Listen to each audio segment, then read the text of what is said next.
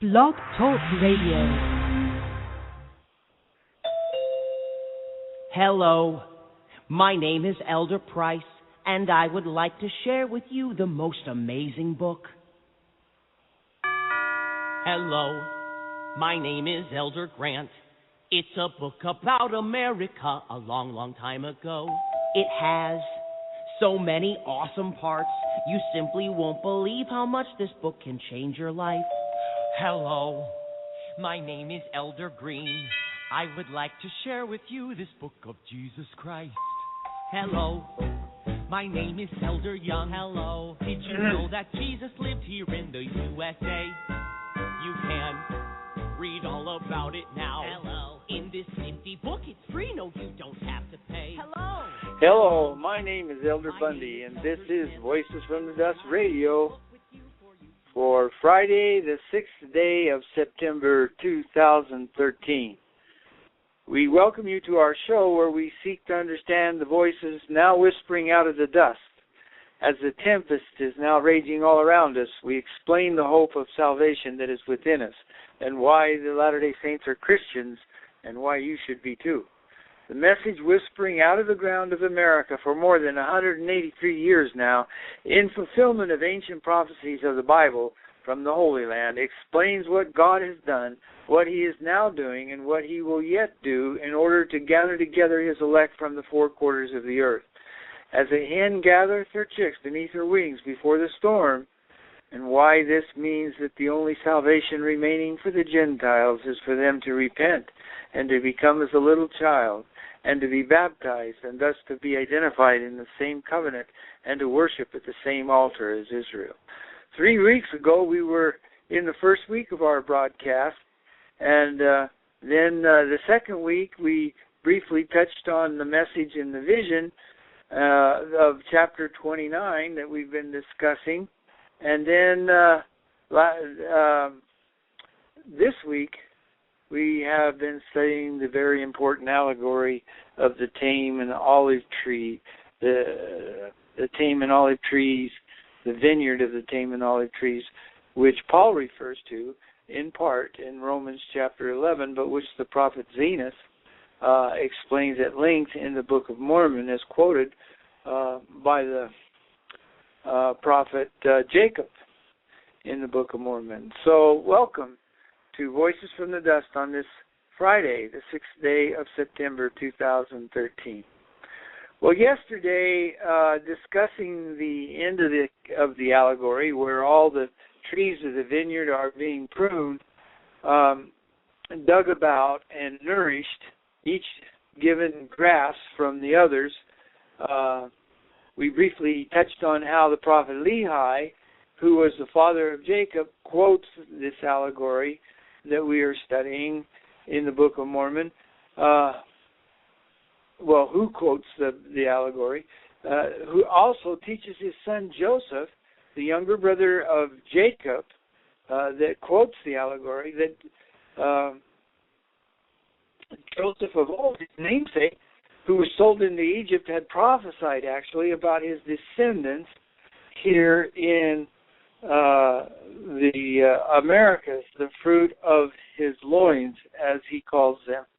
Now remember, when in the allegory, the trees are the young and tender branches are cut out from the mother tree when it's beginning to decay, and transplanted in other parts of the vineyard in order for, in an effort that the Lord determines will enable him to save the tree, the mother tree that he prizes highly.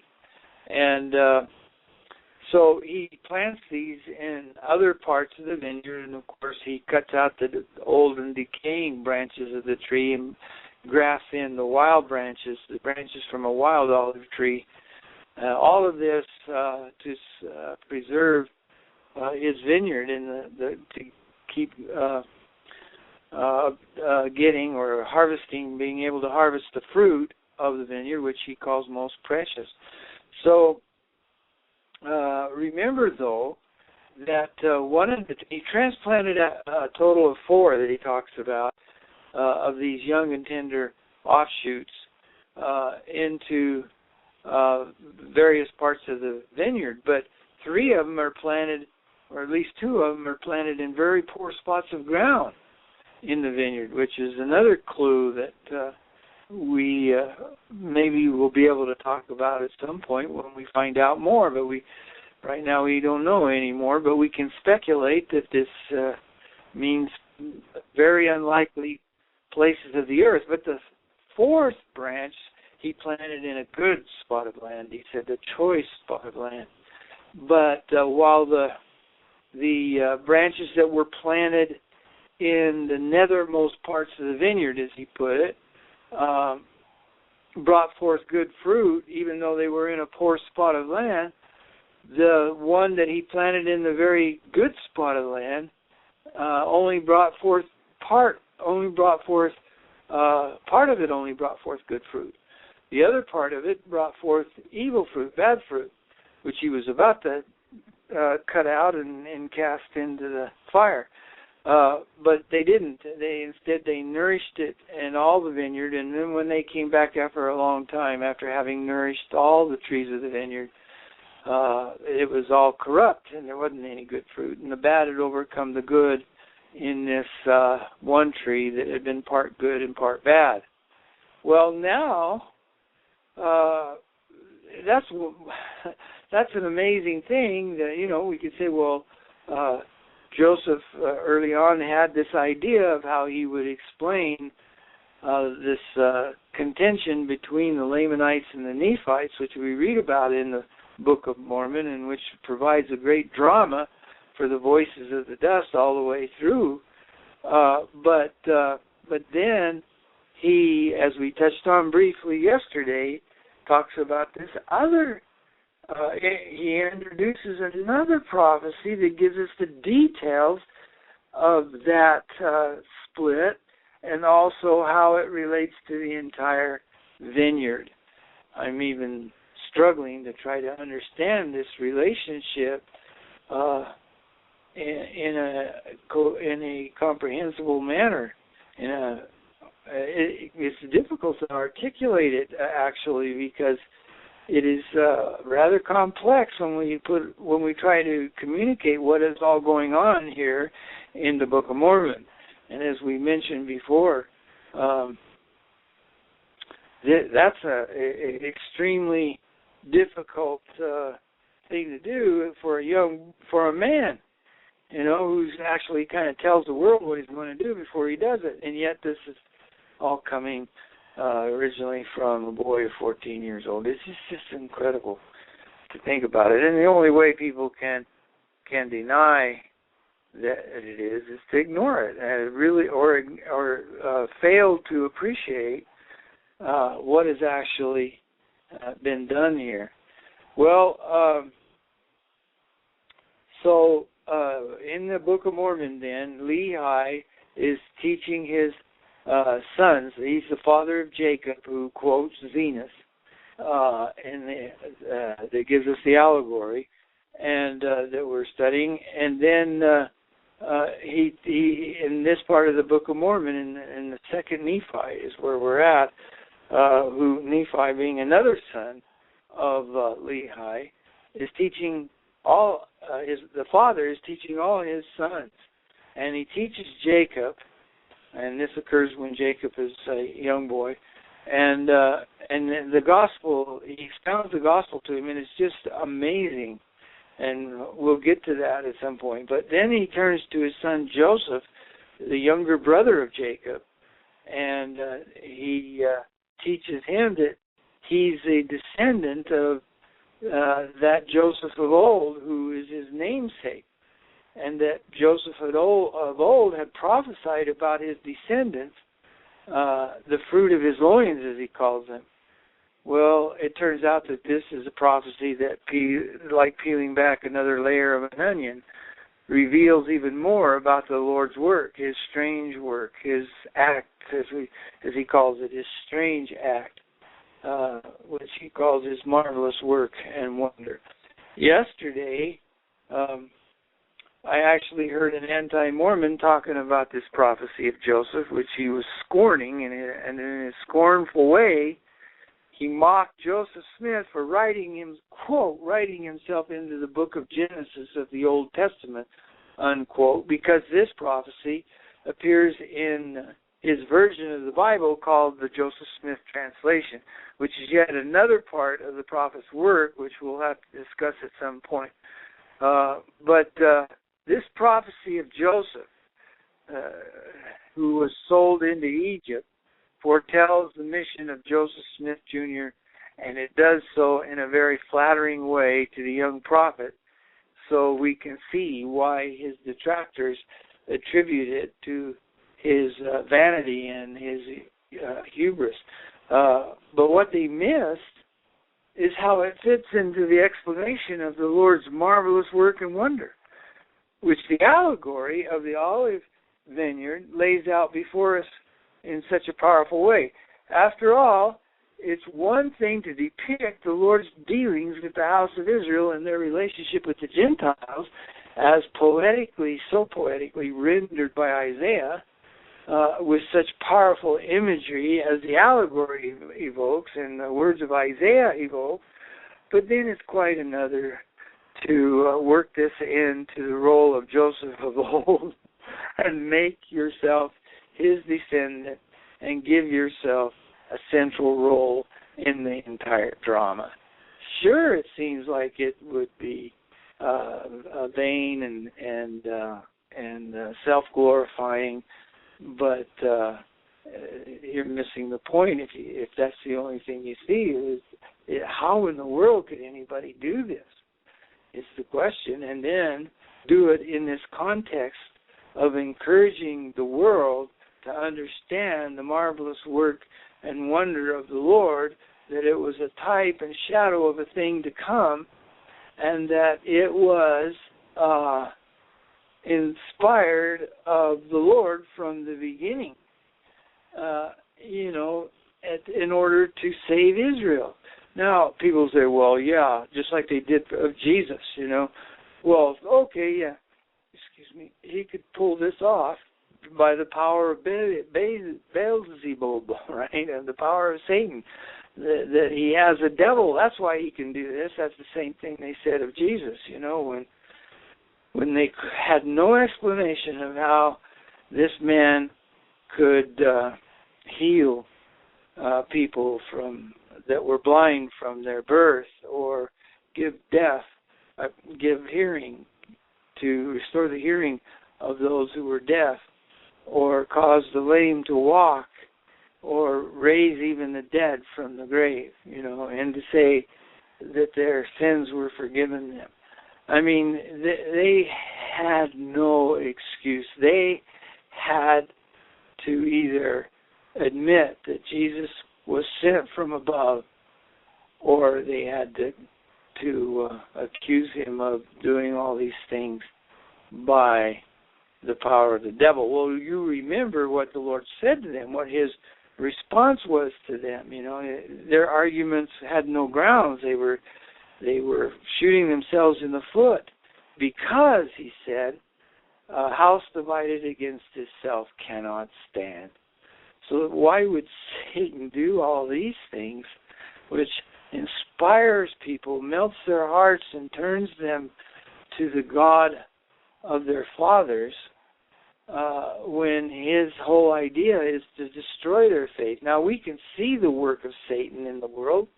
We can see how all we have to do is listen to the non-LDS Christians themselves, who point with alarm what is happening to the Christian world as people turn more and more, Christians, non-LDS Christians, turn to purveyors of false doctrine. In fact, Brannon House, if you want to read something very powerful on that, Brannon House has written a book called The Trojan Horse, and he's talking about how this ecumenical movement is embracing widely all the religious doctrine and bringing them in the Christian world, and bringing them together regardless of their denomination or their non-denomination. You heard my brother speak of how he had gone to non-denominational churches when he had become disillusioned with the evangelical world. So anyway, they do not, the accusation of these people, like Brandon House, who wrote the book Trojan Horse, is that these people do not teach the gospel. They teach a Gaia kind of doctrine. What do you call it? The words escape me right now. But the doctrine of the New Age that doesn't really teach out of the Bible. The plan of salvation doesn't teach sin, that men, that men are under the penalty of death, because of how the Bible teaches the sin of the wages of sin is death, and that life, the gift of God, excuse me, because I didn't have this in front of me, but the gift of God is life eternal through Jesus Christ. They don't teach that. They teach the gospel of prosperity. They teach the gospel of, hey, God intended you to enjoy life, to receive all His blessings. You've got to name it and claim it kind of thing. And he goes on and on to show this apostasy really from the gospel, but an apostasy that is now part of a theme, another theme that we will weave into this work in the early part of the Book of Mormon here, that talks about the gathering together of the multitudes that belong to the whore of all the earth, the church of the whore of all the earth, to fight against the Lamb of God. And they recognize this. They see that. There's a really good quote from Randy White. I wouldn't dare try to repeat it, but I'll look it up at some point when we talk about these things in more detail, where he essentially says there's no place for us to go, referring to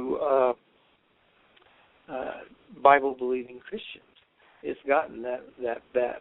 But anyway, what we're talking about here now is a prophecy by Joseph Smith way back before all this stuff started, that it would happen, that this would be the situation that we're in. But it doesn't. In this part, he doesn't focus on what Satan is doing, which everybody today is focusing on. But he focuses on what the Lord is doing, the marvelous work and a wonder, to gather His people together, as we have seen represented in the allegory by this transplanting among the trees, where the tribes of Judah, represented by the mother tree, the whole house of Israel really, but as we learn about it through the tribe of Judah, is given knowledge of these other trees that have been transplanted in other parts of the vineyard and actually grafted in, so they have a knowledge and can take strength from their roots, and then the vice versa, right? So that the first becomes the last, and the last becomes the first, as the Lord put it in the allegory. Well, here now we introduce another element, but an element that fits so wonderfully into the narrative that hey, we got a caller. I didn't see. Looks like Al is called in. I didn't check with him earlier this morning to see if he was going to do that, but he has called in. So maybe we'll go to that caller. But let me just finish.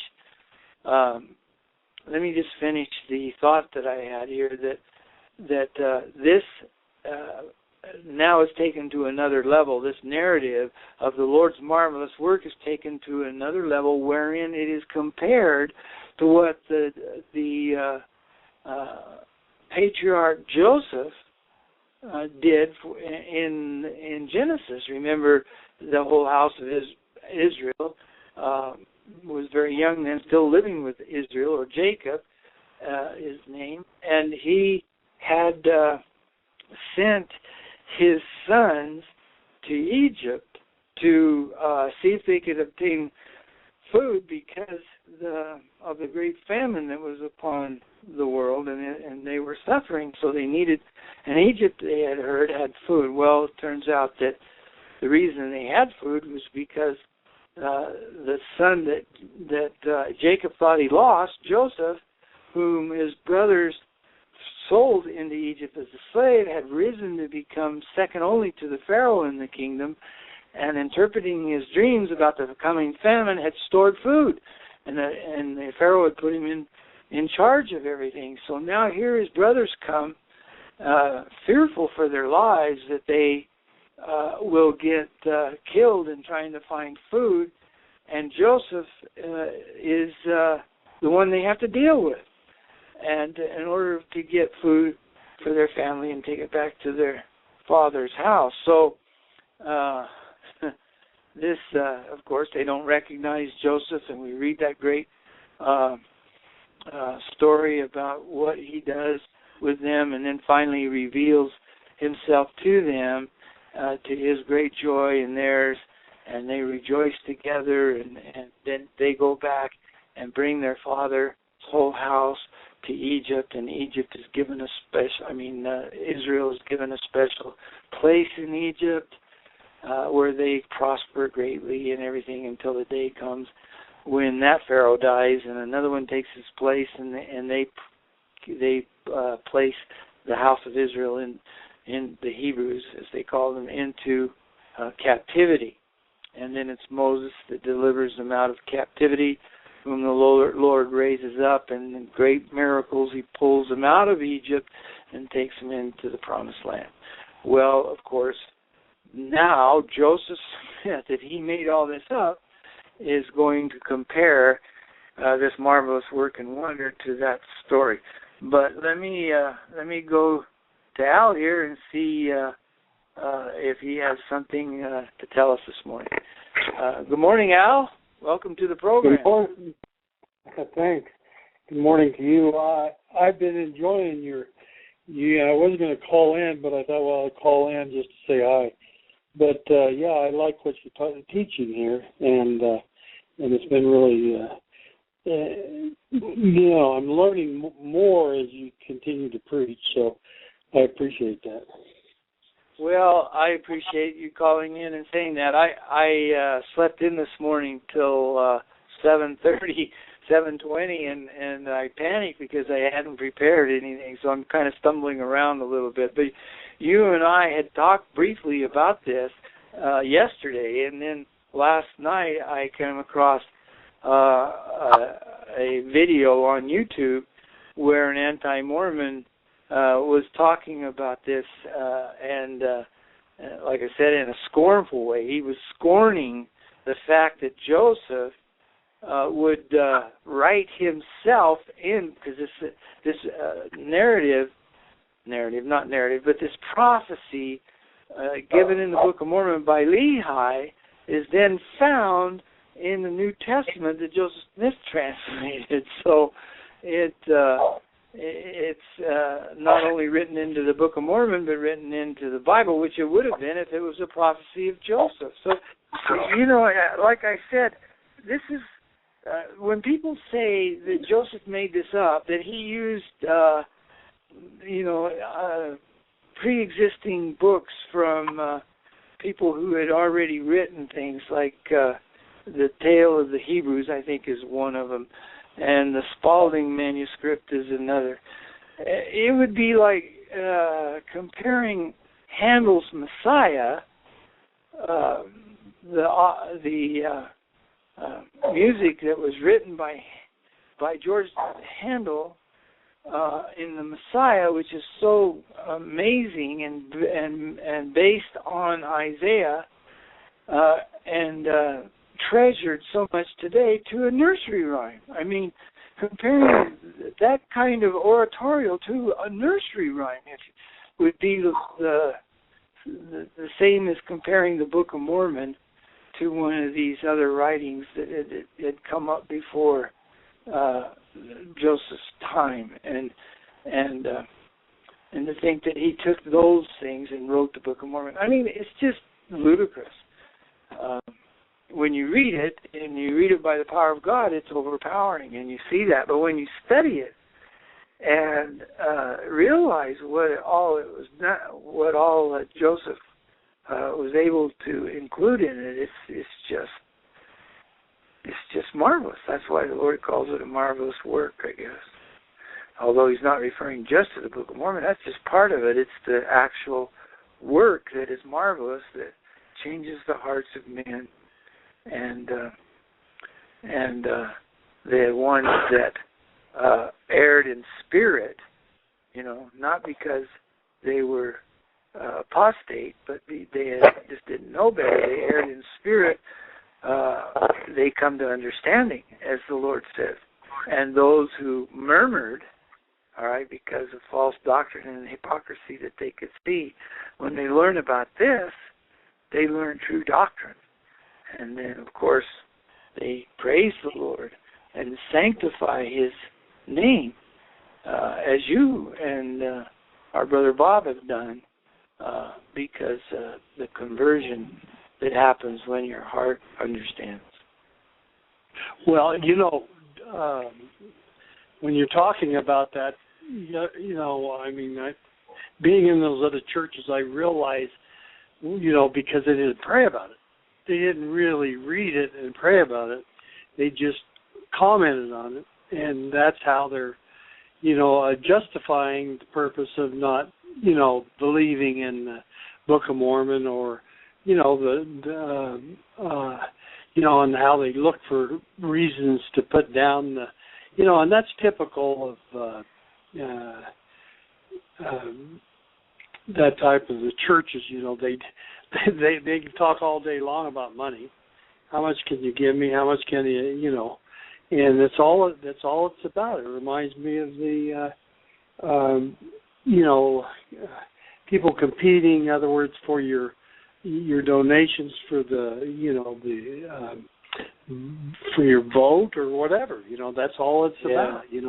What can I get? I mean, I've seen pastors, people putting in everything they had and didn't have a lot, and he drives up in a brand new Mustang convertible, and he's asking people to donate, and these other people are living in this poverty, man, and their homes are falling apart because they believe, they want to give to the Lord, and they think that's the part of the work of the Lord, and it's not, and it's so different, and it's so... Yeah, and they have to do it while at the same time pretending not to be doing it, It really has to involve a good deal of duplicity and hypocrisy.